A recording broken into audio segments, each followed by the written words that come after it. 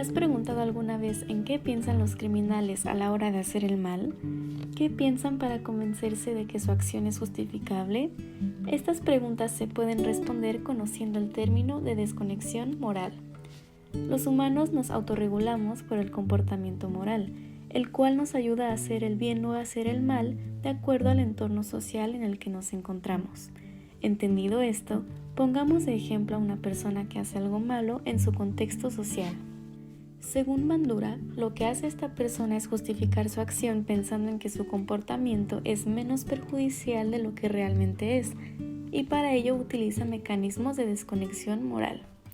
Es decir, la desconexión moral es considerar una conducta nociva como algo moralmente aceptable, lo que le permite a la persona no sentir culpa cuando actúa en contra de los criterios ético-morales de su entorno. Bandura encontró 8 mecanismos de desconexión moral, los cuales explicaremos a lo largo de este video. Deshumanización. En la empatía, las personas que se preocupan por los sentimientos de los demás generan sentimientos similares de malestar cuando el otro está en una situación negativa. En la deshumanización implica inhibir los componentes afectivos de la empatía, lo cual genera una deshumanización, despojando a las personas de las cualidades humanas. Un ejemplo cotidiano es el Holocausto. Fue un suceso histórico en el que la gente judía era mandada a campos de concentración bajo la justificación de que eran los culpables de los problemas sociales en Alemania. Entonces se les hacía trabajar y se maltrataban sin considerar su bienestar y sin considerar su sufrimiento. Un ejemplo laboral es considerar establecer una empresa en algún país donde los derechos laborales no son respetados solo por ser más barato. Por lo tanto, desconectar la parte humana del individuo y simplemente enfocarse en su productividad y ahorro que pueda generar. Comparación ventajosa. Consiste en agrandar otras conductas inhumanas para que la propia conducta moralmente incorrecta parezca menos perjudicial o inclusive benevolente. Como ejemplos, en lo cotidiano, un asaltante puede justificar sus actos a través del argumento de que los políticos roban mucho más, y en el profesional, un empleado toma la decisión de contaminar un río con la excusa de que las grandes compañías contaminan y desperdician mucha agua. Lenguaje eufemístico. Las acciones pueden tomar otra apariencia dependiendo de cómo se llamen. La persona hace uso del lenguaje que modere y disminuya la importancia del comportamiento censurado. Ejemplos. En lo cotidiano, un caso muy común es aquel en que los jóvenes se defienden de las acusaciones de abuso escolar, mayormente conocido como bullying, cambiando este término por otros más amigables como que son juegos, bromas o que sí se llevan. En cuanto al profesional, el delito de evasión de impuestos se suele maquillar usando palabras menos agresivas. Por ejemplo, se dice que se está ahorrando algunos centavos o registrando los movimientos de una manera diferente. Desplazamiento de la responsabilidad.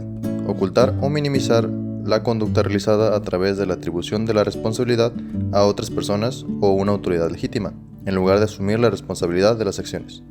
Ejemplos. En lo cotidiano tenemos el caso de los individuos denominados mulas, los que transportan droga de manera ilegal y al ser detenidos se defienden de sus actos diciendo que solo estaban siguiendo órdenes. En cuanto al profesional, es de los más comunes en este ámbito, ya que normalmente los trabajadores terminan realizando actos poco morales solamente porque su jefe se los dijo y con esto logran deslindarse de la culpa.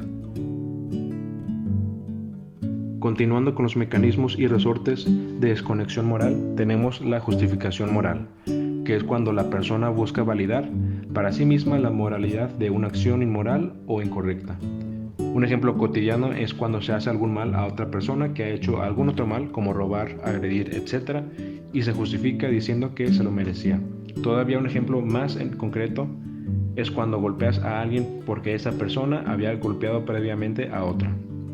Un ejemplo profesional podríamos mencionar un científico que trabaja dentro de un laboratorio que tiene acceso a toda la instrumentación, se le otorga tanta libertad y confianza que podría robar algún artículo y pensar que dicha acción no afecta a la institución a la que se le roba, ya que tienen muchos más del mismo artículo. Luego está la difusión de la responsabilidad como otro mecanismo. Cualquier daño hecho en grupo siempre puede ser atribuido en gran parte al comportamiento de otros. Un ejemplo cotidiano sucede en los estadios de fútbol. Los aficionados realizan el famoso grito homofóbico a pesar de saber que está moralmente incorrecto. Para los aficionados es fácil seguir haciéndolo, porque cada individuo se justifica diciendo que la culpa es de todos y no nada más de ellos.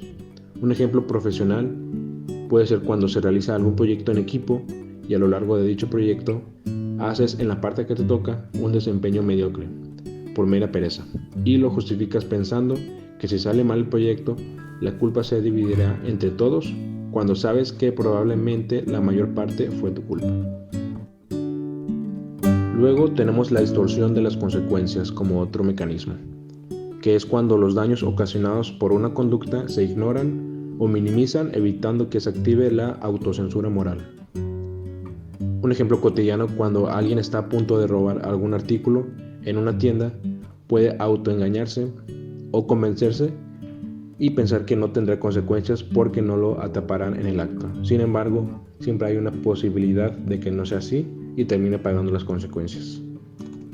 Como ejemplo profesional está cuando una persona tiene un trabajo de gran magnitud que entregar en una fecha límite y lo postergas demasiado, convenciéndote que lo podrás empezar y terminar cerca a la fecha límite. Sin embargo, terminas entregando de manera incompleta o incluso no entregándolo debido a no empezarlo con tiempo suficiente.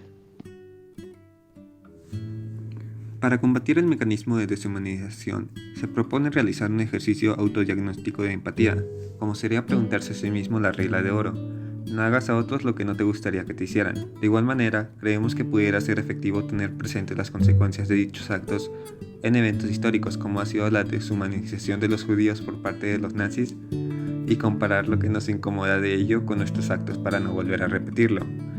Por otra parte, para abordar el mecanismo de comparación ventajosa, que tiene sus bases en la comparación de los actos con unos más grandes, entonces se pudiera usar dicha naturaleza del mecanismo para hacer notar lo ridículo de justificar las acciones de dicha manera.